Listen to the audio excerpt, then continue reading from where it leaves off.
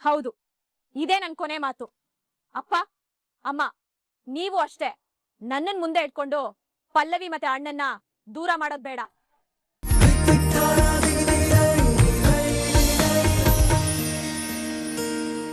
ಯಾರ ಹಣೆಯಲ್ಲಿ ಏನ್ ಬರ್ದಿದ್ಯೋ ಅದನ್ನ ಅವ್ರು ಅನುಭವಿಸ್ಲೇಬೇಕು.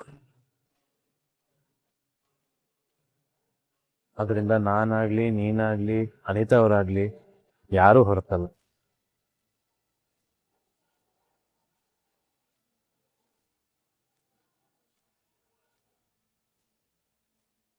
ನೋಡಿ, ಈಗ ಸದ್ಯಕ್ಕೆ ರಾಘು ಪ್ರಾಣ ಉಳಿದಿದೆ ಅಲ್ವಾ, ಅದ್ರ ಬಗ್ಗೆ ಖುಷಿ ಪಡೋಣ.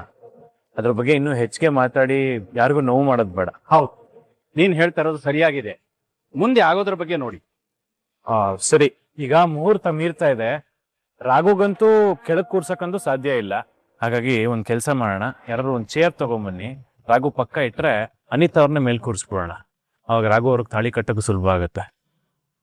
ಯಾರು ಚೇರ್ ತರ್ತೀರಾ?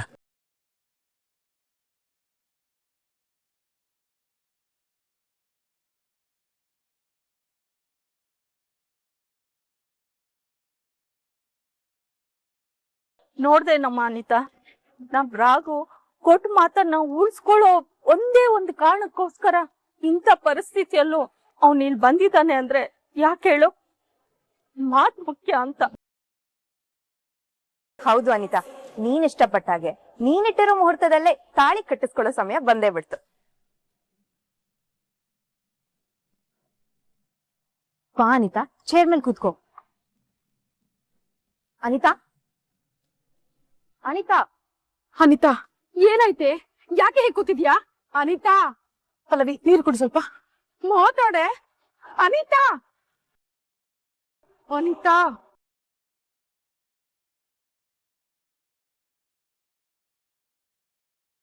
ಕುಡಿಯೇ. ಮಾತಾಡು, ಮಾತಾಡೆ ಅನಿತಾ.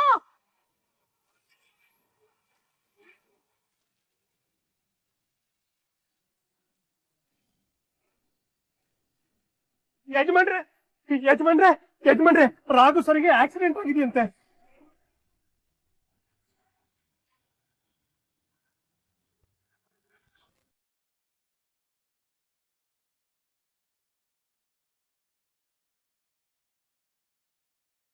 ಎರಡು ಕಾಲು ಸ್ವಾಧೀನ ಇಲ್ವಂತೆ, ಹಾಗೆ ಅವ್ರನ್ನ ಮದುವೆ ಮನೆ ಕರ್ಕೊಂಡೋಗಿದಾರಂತೆ. ಎಂತ ಕೆಲಸ ಆಗೋಯ್ತು. ಒಳ್ಳೆ ಹುಡುಗ, ಅವ್ನಿಗೆ ಈ ತರ ಆಗ್ಬಾರ್ದಾಗಿತ್ತು. ಯಜಮಾನ್ರೆ, ನೀವು ಅವ್ರ ಬಗ್ಗೆ ಅಯ್ಯೋ ಅನ್ಕೊಳಕ್ ಹೋಗ್ಬೇಡಿ. ಸದ್ಯಕ್ಕೆ ಝಾನ್ಸಿ ಮೇಡಮ್ ಜೀವನ ಉಳಿತಲ್ಲ ಸಂತೋಷ ಪಡಿ. ರಾಯ್, ಏನ್ ಮಾತಾಡ್ತಾ ಇದ್ಯಾ? ಮತ್ತಿನ್ನೇನ್ ಯಜಮಾನ್ರೆ, ಹೇಗೋ ಡಿವೋರ್ಸ್ ಆದ್ಮೇಲೆ ಹೀಗಾಯ್ತಲ್ಲ.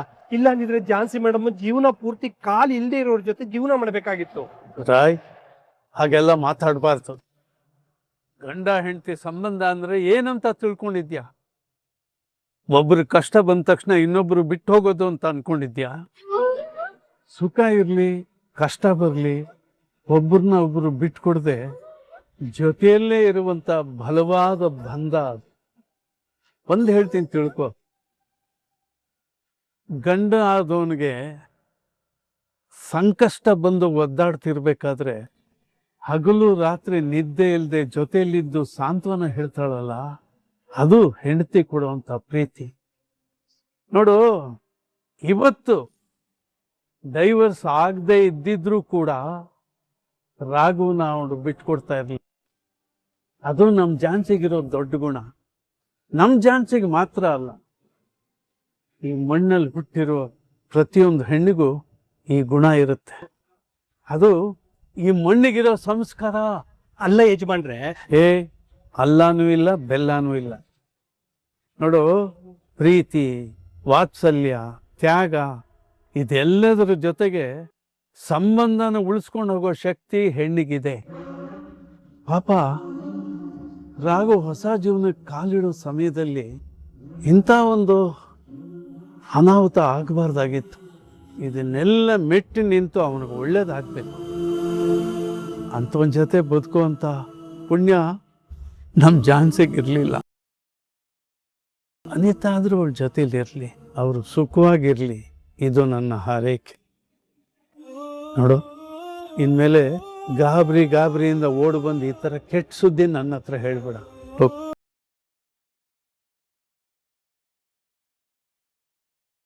ಒಂದ್ ವೇಳೆ ಅನಿತಾ ಏನಾದ್ರೂ ಅಣ್ಣನ್ ಜೊತೆ ಮದ್ವೆ ಆಗಿದ್ರೆ ಅವಳೇನ್ ಬಿಟ್ಟು ಹೊಡೋಗ್ತಿದ್ಲ? ಇಲ್ಲ ತಾನೆ. ಕೊನೆವರೆಗೂ ಅಣ್ಣನ್ ಜೊತೆ ಇದ್ದು ಅವನಿಗೆ ಸೇವೆ ಮಾಡಿರೋಳು. ಯಾಕಂದ್ರೆ ಅಷ್ಟು ದೊಡ್ಡ ಗುಣ ಅವಳ್ದು. ಮದ್ವೆಗೂ ಮುಂಚೆನೆ ಈ ರೀತಿ ಆಗಿದೆ ಅಂದ್ಮೇಲೆ ಅವಳು ಯೋಚನೆ ಮಾಡ್ಬೇಕಾಗಿದೆ.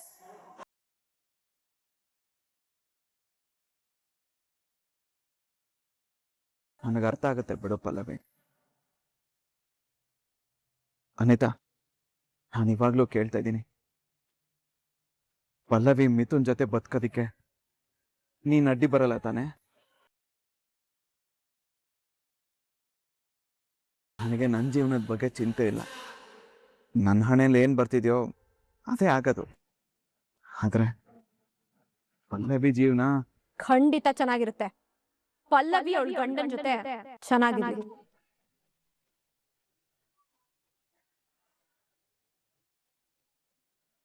ಅಣ್ಣ ಕೈ ಕೊಡು. ಪಲ್ಲವಿ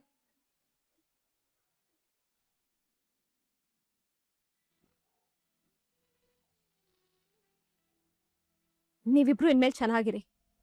ನಿಮ್ ಪ್ರೀತಿಗೆ ನಾನು ಅಡ್ಡಿ ಆಗಲ್ಲ. ನಿಮ್ ಜೀವನ ನಿಮ್ಮಿಷ್ಟ. ನಾನು ಯಾವ್ದಕ್ಕೂ ಅಬ್ಜೆಕ್ಷನ್ ಮಾಡಲ್ಲ.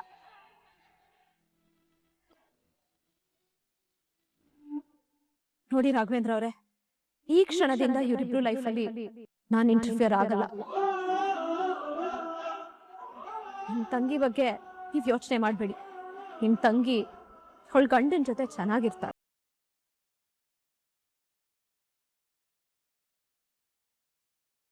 ಅಂದ್ರೆ ನೀನು ಫೈನಲ್ ಆಗಿ ರಾಘುನ ಮದುವೆ ಆಗೋದಿಲ್ಲ ಅಂತ ಹೇಳ್ತಾ ಇದೀಯಾ? ಅಯ್ಯೋ, ನಾನು ಅಷ್ಟೊತ್ತಿಂದ ಬಡ್ಕೋತಿರೋದು ಅದನ್ನೇ. ಈ ಪರಿಸ್ಥಿತಿಲಿರೋ ರಾಘು ಜೊತೆ ನನ್ ಬದುಕಕ್ಕಾಗಲ್ಲ. ಹಠ, ಚಾಲೆಂಜ್, ಸೇಡ್ಗೋಸ್ಕರ ನನ್ ಜೀವನ ಹಾಳು ಮಾಡ್ಕೊಳ್ಳೋದಕ್ ನಂಗೆ ಇಷ್ಟ ಇಲ್ಲ.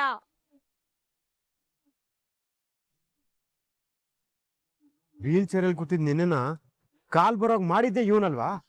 ಕಾಲ್ ಬರ್ಸಿದ್ರು ಅಂತ ಹೇಳಿ ನನ್ನ ಕಾಲ್ನ ಕೊಡೋದಕ್ಕಾಗಲ್ಲ. ಒಬ್ರು ಜೀವ ಕಾಪಾಡಿದ್ರು ಅಂತ ನಾನ್ ಜೀವ ಕೊಡೋದಕ್ಕಾಗತ್ತಾ? ನಾನ್ ಪಕ್ಕಾ ಪ್ರಾಕ್ಟಿಕಲ್ ಹೆಣ್ಣು. ನನ್ನ ಹತ್ರ ಈ ರೀತಿ ಎಮೋಷನ್ಸ್ಗೆಲ್ಲ ಜಾಗ ಇಲ್ಲ. ಇದೇ ನೀನ್ ಕೊನೆ ಮಾತಾ ಅನಿತಾ? ಹೌದು, ಇದೇ ನನ್ ಕೊನೆ ಮಾತು. ಅಪ್ಪ, ಅಮ್ಮ, ನೀವು ಅಷ್ಟೇ. ನನ್ನನ್ ಮುಂದೆ ಇಟ್ಕೊಂಡು ಪಲ್ಲವಿ ಮತ್ತೆ ಅಣ್ಣನ್ನ ದೂರ ಮಾಡೋದ್ ಬೇಡ.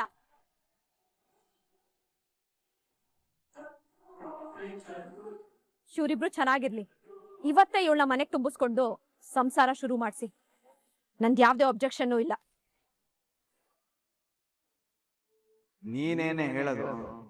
ನನ್ನ ಕೊನೆ ಮಾತನ್ನ ನಾನ್ ಹೇಳ್ತೀನಿ, ಕೇಳಿಸ್ಕೋ. ನಿನ್ನಂತ ಉಸಿರು ಒಳ್ಳೆ ಸಂಬಂಧ ನನಗೂ ಬೇಡ.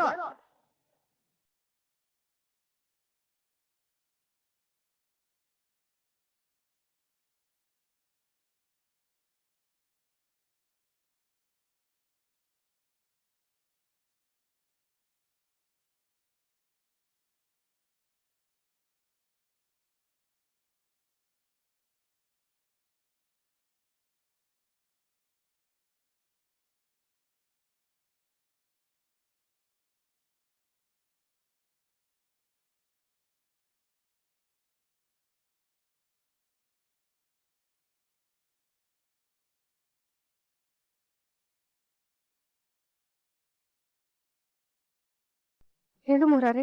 ಅದ್ಕೆ ಇಲ್ಲಿ ಮದುವೆ ನಿಂತೋ ಎಲ್ಲಾ ಲಕ್ಷಣಗಳು ಎದ್ದು ಕಾಣ್ತಾ ಇದೆ. ಏನ್ ಹೇಳ್ತಿದ್ದೆ ಮುರಾರಿ? ಹೌದು ಅದ್ಕೆ, ಅದೇನಾಯ್ತು ಅಂದ್ರೆ ನಾನು ಈ ಮದ್ವೆ ಮಾಡ್ಕೊಳಲ್ಲ. ಇನ್ನು ಯಾವತ್ತೂ ನನಗೆ ಈ ಮದ್ವೆ ಬೇಡ. ನಿನ್ನಂತ ಉಸಿರು ಒಳ್ಳೆ ಸಂಬಂಧ ನನಗೂ ಬೇಡ.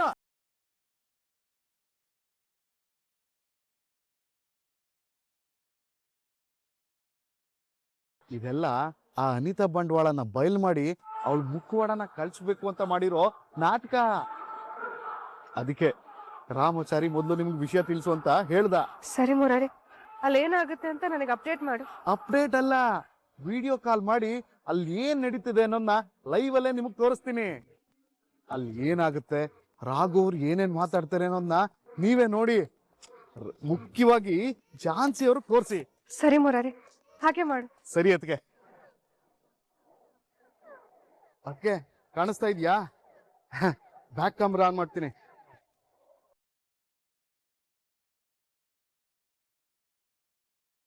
ರಾಘು, ನಿನ್ಗೇನು ಆಗಿಲ್ವಪ್ಪ? ಏನು ಆಗಿಲ್ಲ ಅಜ್ಜಿ, ನಾನ್ ಚೆನ್ನಾಗೇ ಇದ್ದೀನಿ. ಹಾಗಾದ್ರೆ ಇದೆಲ್ಲ ನಾಟಕ.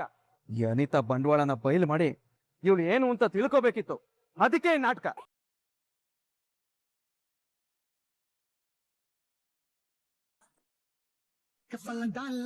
ತರುಣ, ದೊಡ್ಡಪ್ಪ, ಥ್ಯಾಂಕ್ ಯು ಸೋ ಮಚ್. ನೀವುಗಳು ಇವಳ ಬಗ್ಗೆ ಹೇಳಿದ್ದು ನಿಜ.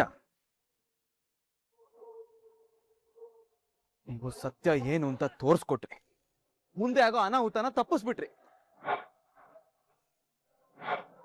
ಏನ್ ಹೇಳ್ತಿದ್ದೀರಾ ರಾಘವ್ ಅವ್ರೆ? ನಮ್ಗೆಲ್ಲ ಒಂದು ಅರ್ಥ ಆಗ್ತಾ ಇಲ್ಲ. ಹೌದು ರಾಮಾಚಾರ್ಯ ಅವರೇ, ಅದೇನಾಯ್ತು ಅಂತಂದ್ರೆ, ಒಂದ್ ನಿಮಿಷ ನಿಂತ್ಕೊಳ. ಇವತ್ತಿನವರೆಗೂ ನನ್ನ ಮಾತು ಯಾವತ್ತೂ ಕೇಳಿಲ್ಲ. ಅಟ್ಲೀಸ್ಟ್ ಈ ಒಂದು ವಿಷಯದಲ್ಲಾದ್ರೂ ನನ್ನ ಮಾತು ಕೇಳ. ವಯಸ್ಸಲ್ಲಿ ದೊಡ್ಡವನಾಗಿ ನನ್ನ ಅನುಭವದಿಂದ ಒಂದು ಮಾತು ಹೇಳ್ತೀನಿ ಕೇಳು. ಈ ಮನೆಗೆ ನಿನಗೆ ಒಳ್ಳೇದಾಗಬೇಕು ಅಂದ್ರೆ ನೀನು ನಮ್ಮ ಮಾತು ಕೇಳಬೇಕು.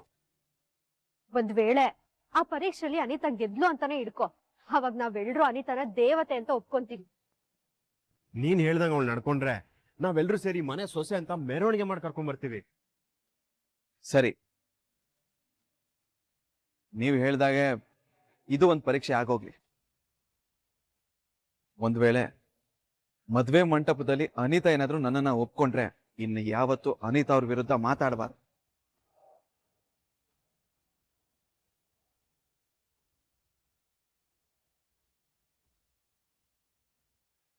ನೀವ್ ಹೇಳ್ದಾಗೆ ಇವಳು ದೇವತೆ ಅಲ್ಲ, ಇವಳಿಗೆ ಪ್ರೀತಿ ಅನ್ನೋ ಪದದ ಅರ್ಥನೇ ಗೊತ್ತಿಲ್ಲ. ಇವಳೊಬ್ಳು ಸ್ವಾರ್ಥಿ. ಮಾತಾಡ್ಬೇಡ. ನಿನಗೆ ನನ್ನ ಹೆಸರು ಯೋಗ್ಯತೆ ಕೂಡ ಇಲ್ಲ. ಕಾಲ್ ಮೇಲೆ ನಾನು ನಿಂತ್ಕೊಳ್ಳೋ ಶಕ್ತಿ ಇಲ್ಲ ಅಂದಿದ ತಕ್ಷಣ ಉಲ್ಟಾ ಹೊಡ್ಬಿಟ್ಟೆ. ಇಷ್ಟೇನಾ ಜೀವನ? ಇಷ್ಟೇನಾ ಸಂಬಂಧ? ಇದೇನಾ ಪ್ರೀತಿ? ಪ್ರೀತಿ ಅಂದ್ರೆ ಏನೇ ಆದ್ರೂ ಕೊನೆವರೆಗೂ ಜೊತೆಗಿರೋದು ಅಂತ ನಾನು ಅನ್ಕೊಂಡಿದ್ದೆ. ಆದ್ರೆ ನೀನು ಅದು ತದ್ದು ವಿರುದ್ಧ ಅಂತ ತೋರಿಸ್ಬಿಟ್ಟೆ.